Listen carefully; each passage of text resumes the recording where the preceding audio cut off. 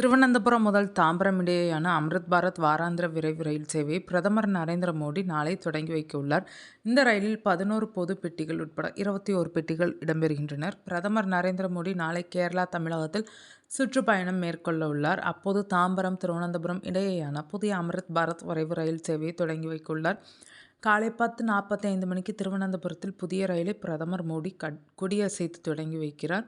Kuzhithurai, Nagercoil down, Valliyur, நெல்லை, கோவில்பட்டி, சாத்தூர், விருதுநகர், மதுரை, திண்டுக்கல், திருச்சி, ஸ்ரீரங்கம், அரியலூர், விருதாச்சலம், விழுப்புர், செங்கல்பட்டு ஆகிய ரயில் நிலையங்களில் இந்த ரயில் நின்று செல்லும். மறுமார்க்கத்தில் தாம்பரத்தில் இருந்து இரவு 12:30 மணிக்கு புறப்படுகிறது. இந்த ரயிலுக்கான வழக்கமான நேர அட்டவணை பின்னர் அறிவிக்கப்பட உள்ளது. இந்த ரயிலில் 11 பொது பெட்டிகள், 8 2ஆம் வகுப்பு படுக்கை வசதி பெட்டிகள், 2 மாற்றுத்திறனாளிகளுக்கான பெட்டிகள் இணைக்கப்பட்டிருக்கும்.